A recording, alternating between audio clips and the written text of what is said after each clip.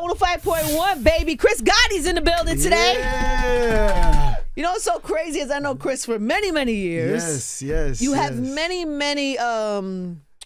you've had many titles endeavors, and a lot of endeavors. It's like, they gave me this sheet. I was like, this is not even half of. And then I was like, I looked at your because when you know people sometimes, you don't look at their.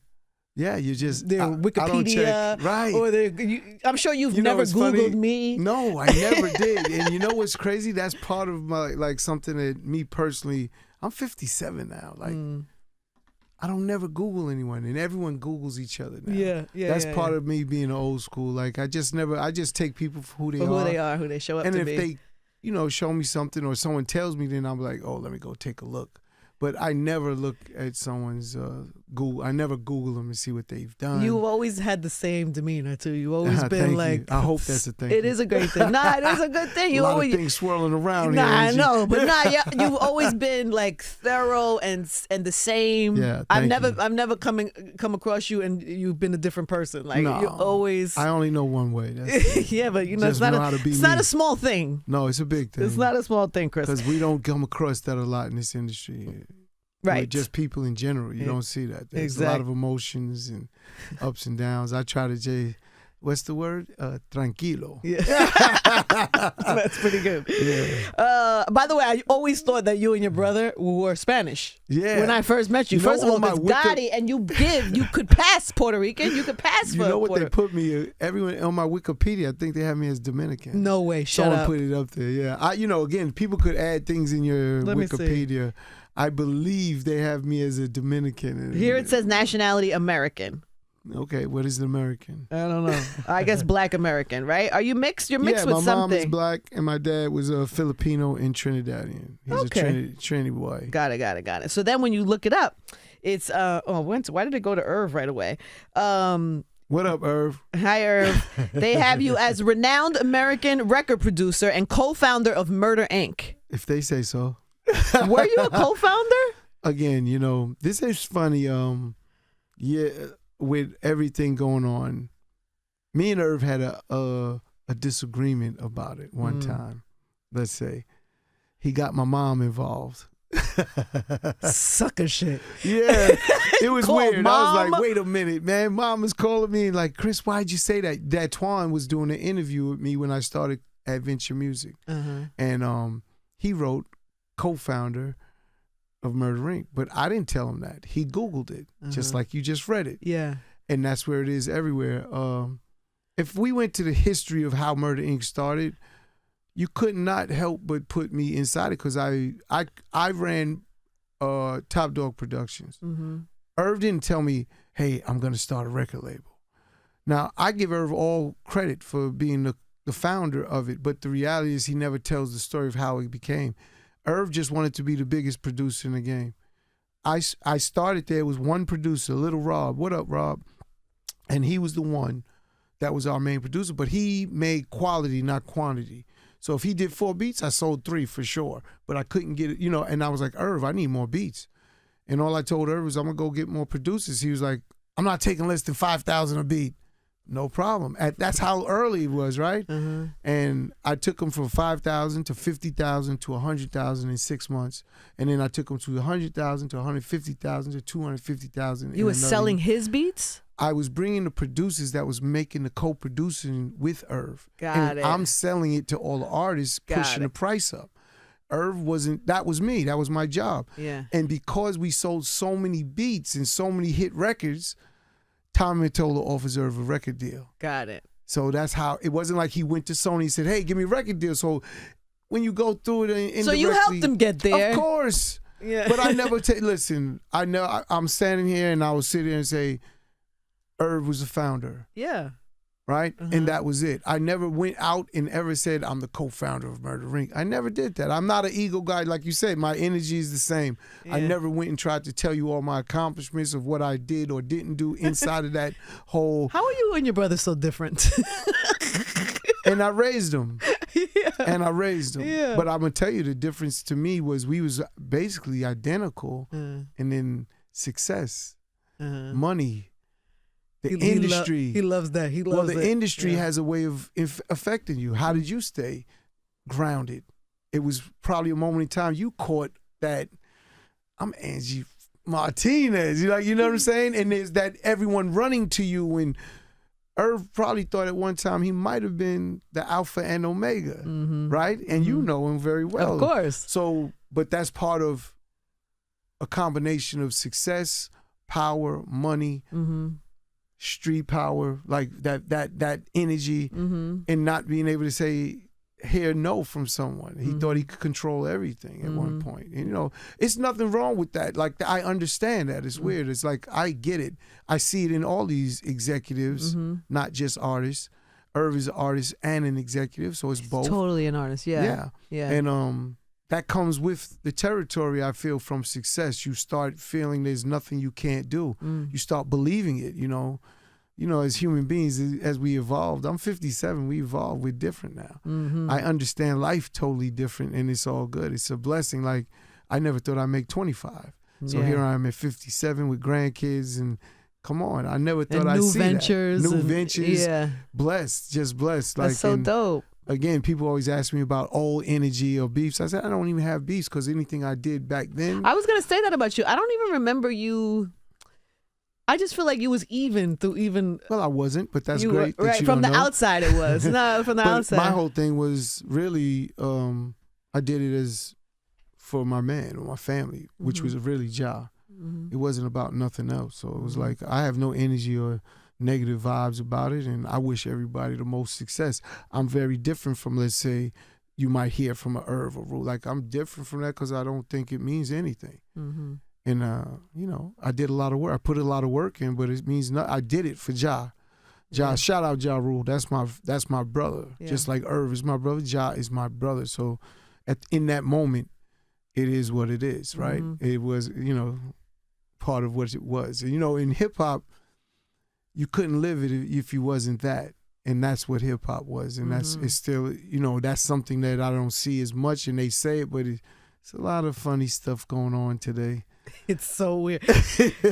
It's fascinating too. It's, you know what? It's weird because a lot of people, and I didn't even plan to talk to you about this, but because you've been here so long, it's like, I don't know. There's so much that has happened to the culture, and if you love it, some of it is like, okay, I get it because times are different and people are paying prices for things maybe they did or didn't do, or just the temperament of things. But also when you look at the overall culture, like, to me, it's just sad. You should write you should do a documentary on it. It's you. By the way, this is the second time somebody said this to me today. And you know, I do movies. I got a movie coming up called Ballin' with Lance Stevenson. Oh, nice. It's already done. But at the end of the day, you interviewed. You're the voice of all of this. Like, you're the pulse. Like, you cannot. That's funny. What did Irv used to say? He had a name for me for that. But you're the fabric of it, right? Because we all had to go inside and talk to Angie about what we was doing. And like, not me personally, I'm not the artist, but behind the scenes, like, we have to get an Angie Martinez. That's what I'm telling them. Like,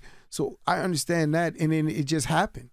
I don't know how it happened, but you became that. And that's something that every artist had to pass through in that era, even to this day. Like, you're still here, and they have to come and do it. It's a little different. It's not it's a little different. There's just so many places to do it now, so I don't, you know, it's different. I'm totally okay with that because I don't want to do them all. By the way, I don't want to do it. But you definitely have a big platform, so it doesn't matter. I still have a platform. I still very much value my voice, my platform, you know, what I've built. And the respect, like, you're respected, and that to me is everything. Thank you. But in no means am I ever trying to be in that space. You know what I'm saying? Like, own everybody gotta come here to see me. Yeah, I'm not. I have no interest in. I did that. I did that. I had that for that moment. I had that moment. That's what I said, and that comes with that. And probably, if you ask me, like, what am I most proud of myself, is that I didn't lose it in that moment. Yes. When I say lose it, I mean myself. I know exactly what you mean, because artists, they lose it. It's almost like the reality of that ego that we all have, or not. Like, I always tell people, I don't have an ego, so it doesn't matter. But is that true? Yeah, very true. How do you not have an ego?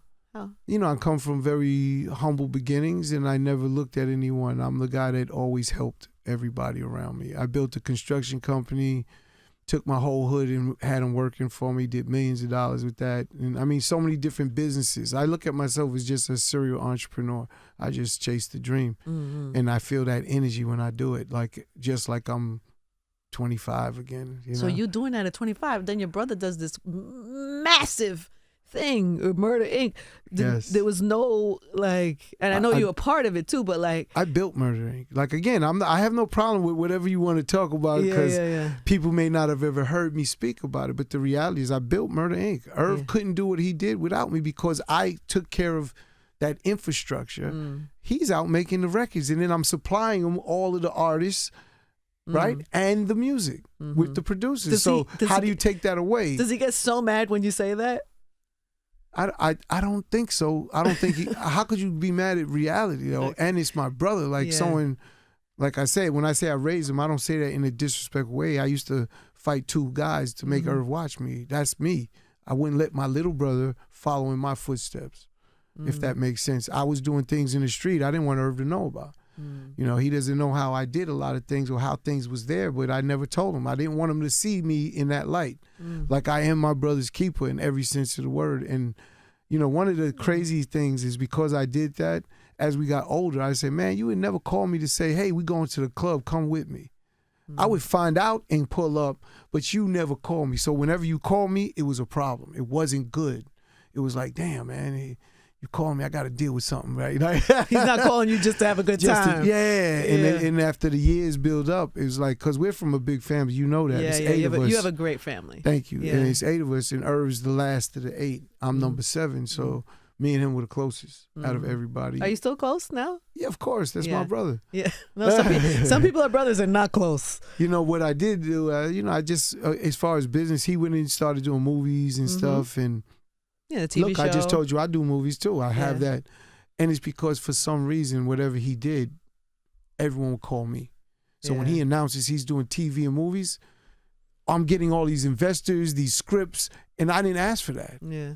But when I see it and I tell Irv, hey, but when you start something, you have your own vision of what you're doing. It's very hard to put other people in front of your own vision. Yes. So he's working, doing what he's doing.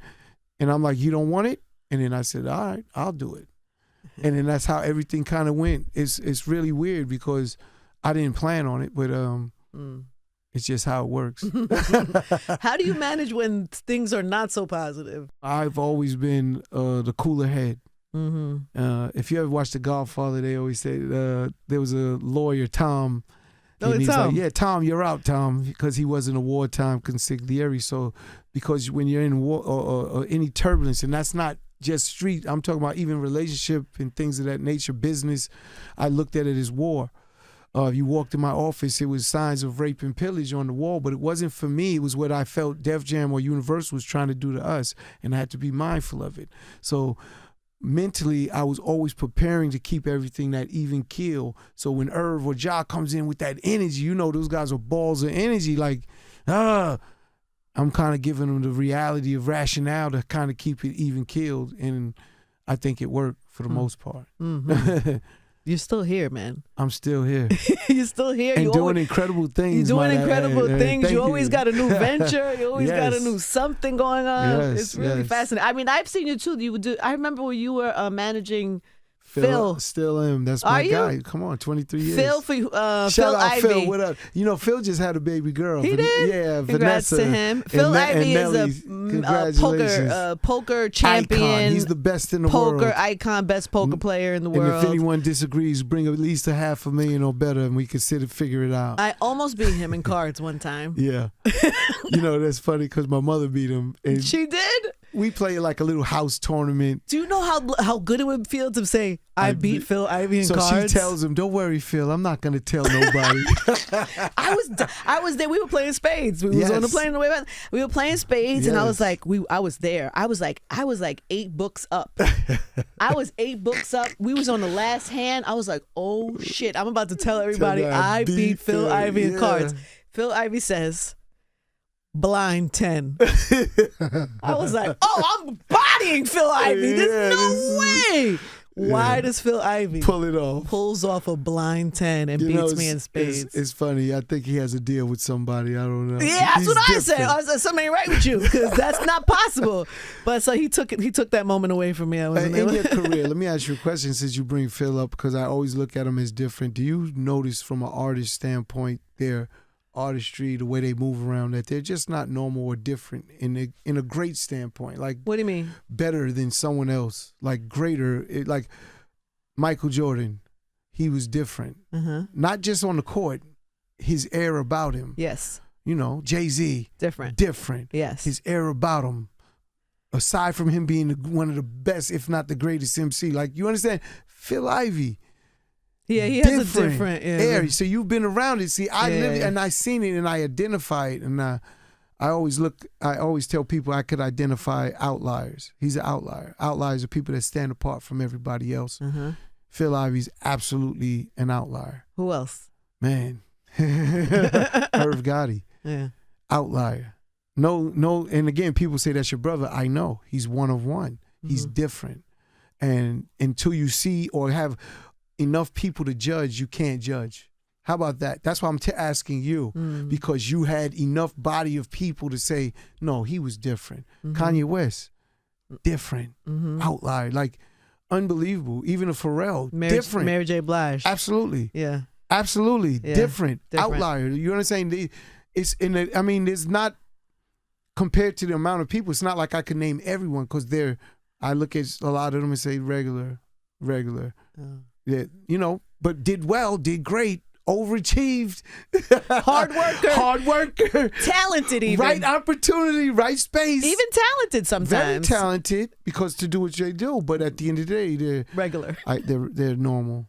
They're normal, right? I do judge everyone in that space. Wow. You know? Even myself, I'm a different type. I'm not an outlier in the sense of a celebrity.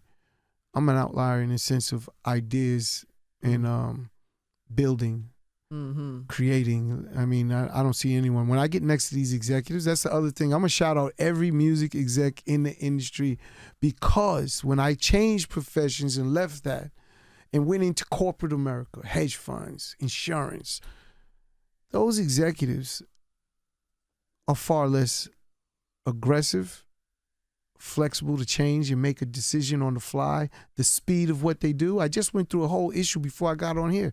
And I'm looking at these guys like, what are you making a decision take so long for? Push the button. That's what I told him. I said, I push the button. I always say that. Oh my goodness. I say pull the trigger. And I said, you know, Jay-Z made a record and he said, difficult takes a day, impossible takes a week. And that's how I felt all of the best music execs operated. We will figure it out. Quick. And really do a great job at it. And I don't see that in many of these execs. So to me, that's my advantage. I know, but what is the grooming? Like, what execs, where are execs coming from in 2024? Music, we was always under pressure, under budgets and timing and dates where these corporations have different pressure and the money is usually a lot more. So they don't have that pressure of that. We was pressure like, if you won't eat. You want to eat, you better get this right. So it was from under a different stress or scope. And there's nothing I feel I can't do. I didn't go to but high school, and it took me 5 years of that because I didn't go to 1 year. I didn't go a whole year. But I always. So how did you learn all this? I'm a student. I'm a student of people. Who have you learned the most from of all the artists you've worked with? It's really a culmination of everybody. So it depends which one. From the lower levels, I could say I learned from like Murder Mook, from a battle rapper and what their needs are. Then you go all the way up from anywhere in between. Again, a Ja Rule who changed his entire career, was a student. Just think, he didn't start off how he started. I mean, where he ended, making those records. Who has his fingerprint on the entire industry. And I feel they blackballed Murder Inc. because of the Fed case and everything. But no one could take us out of history books and what we accomplished. And in hindsight, we know exactly how executives are judged. And if that's the case, there's no one that should be hired on me and my brother for all the people that we brought in and the lives that we affected inside of that universal system completely in hindsight. You know, before we got there, hip hop wasn't played on pop stations. That's I'll crazy. never forget the day Kevin Lau, shout out Kev, runs in our office. They're playing a Ja Rule record on Z100. We're like, that's great. We're very ignorant, right? That's great. We didn't pay for it. We didn't call to get it played. So Leo comes in next. We have to hire a whole staff. So just put it in business sense now that we are way more educated than back then. Mm-hmm. They hired a whole pop division for a rap label that never was done before. What is that worth today? Because that's what changed the entire game. And that guy that was hired is Ken Lane. Shout out Ken Lane. See, I know all of this. You can't deny me the truth, right? You can't hide from it. Even if you want to write the books differently, you can't. We lived it. What's that worth, though, for Def Jam or Universal? There's a guy, Edgar Brofman Jr., who bought Universal. I love these stories because people don't know him, even yourself. Like, Edgar Brofman bought Universal. He's the reason we got a deal for Murder Inc. Because Tommy Mottola had the biggest deal on the table. And Leah was like, my job is to keep talent at the lowest cost. I can't match their deal, which is complete BS, right? But, shout out Leor. And, he was trying to run his ship. He's running his ship. Yeah. And again, I understand him as a businessman, as an executive. Today, I didn't understand it then. We're like, what do you mean you can't, right? So we get a meeting.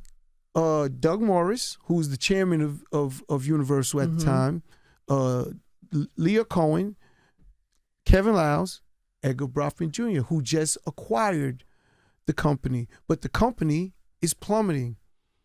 Universal wasn't doing good. So they didn't think they was going to be able to get the money to get us because Tommy put a real number up there. He meets Irv. Irv calls him a rum runner. He starts laughing because that's how Seagram's made their money. He owns Seagram's, gin, and all of that. It's Tropicana. But they bought Universal at the time. But everything's falling. At the end of the day, what ends up happening? He says, give Irv whatever he wants. And they match the deal. They don't beat it. They match it. Wait, who said give Irv whatever? Edgar Brofman Jr. Mm-hmm. So Edgar Brofman Jr. credits the saving of his family empire at the time because I forget the number exactly. It was 2 point something he bought it for, 2 point something billion. It was going down to nothing, and Murder Inc. enters the building, brings in Rockefeller, Rough Riders, Murder Inc., and everything under those brands because that's how executives get credited, right? All of that's underneath Irv's and myself's name as executives. Takes off. Murder Inc. started getting radio everywhere because of the record that I talked with Ken Lane. Played everywhere. Those favors, as you would know, radio we used to do favors for those plays to do their shows and things of that nature. Okay, great. But who got the favor? Nelly, Ludacris. They're taking Ja Rule's favors. We were supposed to break Black Child, Caddy, Evita, Charlie, but those favors were being used for radio and airplay, which is the absolute way artists was broken at that time. So imagine that. That's what happened.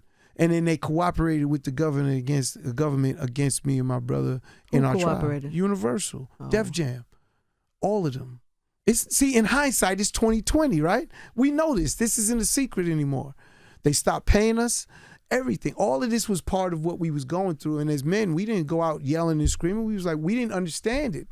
We find out later that they had problems. Is that on the record that they cooperated? Is that known? Of course. It's all known, yeah. Of course. It feels like so long ago. I was not planning to talk about all this today, I know, but it's so interesting. We're here for Clash TV. I know, Clash TV, but it's so interesting. It is, and it's never really been told that way because it's never been told according to my way of how I see it. That's how you see it, from the business standpoint. Yeah, for sure. See, when you're inside of it like a Irv or Ja Rule, it's you're in the fire. It's different for you, and that's what I keep telling Irv.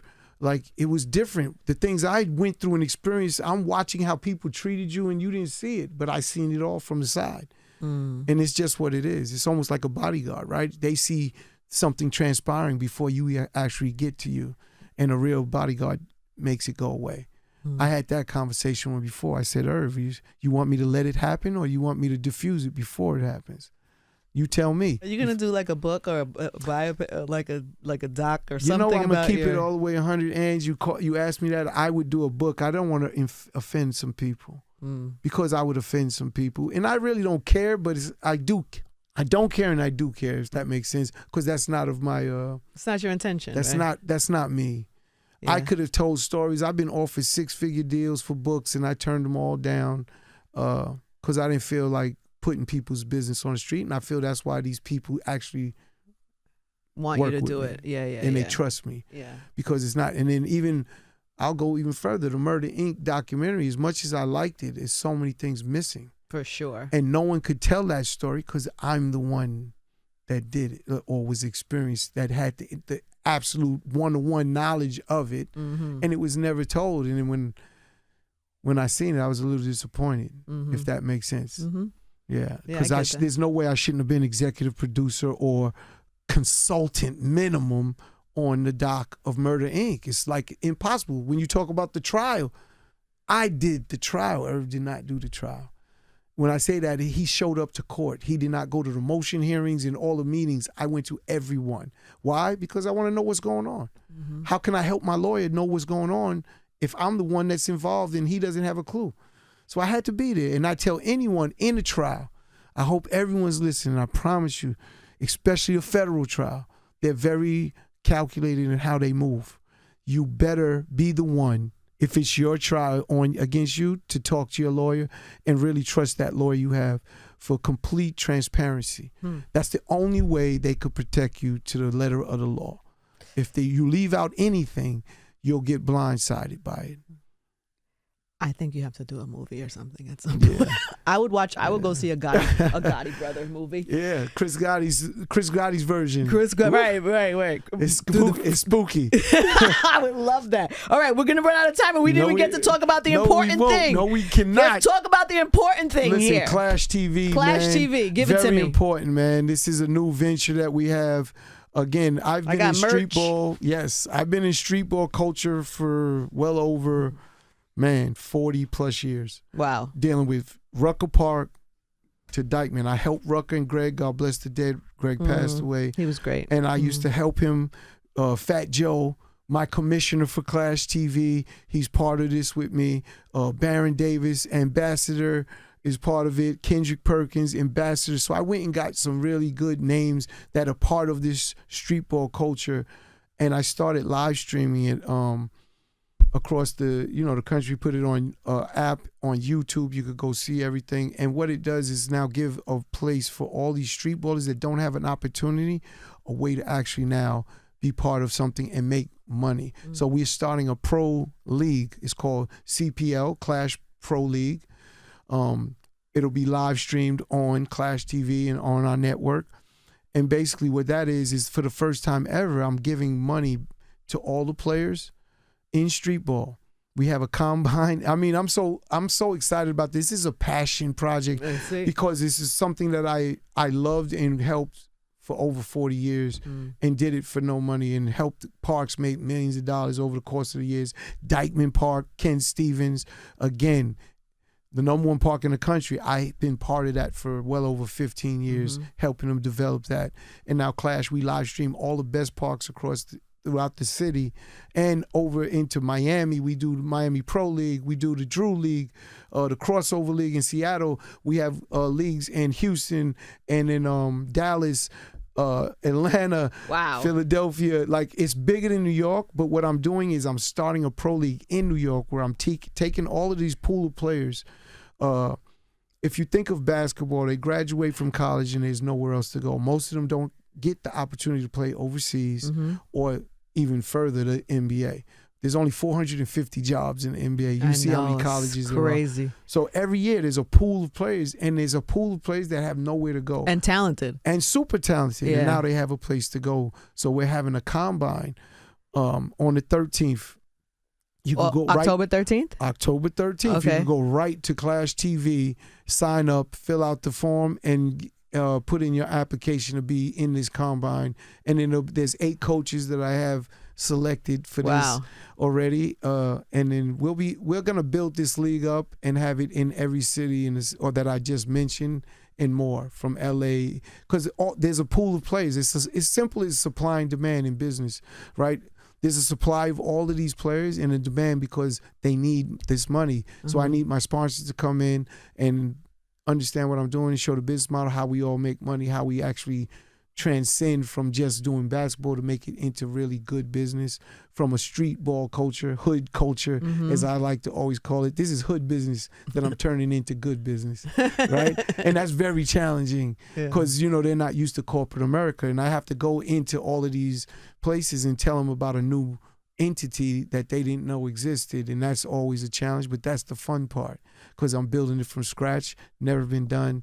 And that's what Clash Pro League is about. Clash TV is the network that you'll see it on. And it's just starting now. Just starting this summer. All right, you're getting it now fresh off the press. Yes. All right, so go to ClashTV.com. Just go to Clash.TV. Clash.TV. Clash.TV. Instagram, all the social medias is Clash TV. That's it. You go in there and you'll see exactly what we're doing. The link is in the bio for the Pro League. And you could get everything you need right there. Amazing. Yeah, I'm telling you, got to come out. I would love if Angie Martinez showed up, seen what's going on, and interviewed some of the players, like a sports analysis, like, you know, and interviewed them. We can figure something out. I would love it. On the 13th, it's on a Sunday. We play every Sunday. Oh, every Sunday. Every Sunday. The gym is located in Harlem. It's 441 Manhattan Avenue on 119th Street. And again, every Sunday until December 15th. Amazing. All right. Well, you know where to go. Clash TV. One time for the amazing Chris Gotti. Man, Angie, thank you for having me. Thank you. Anytime.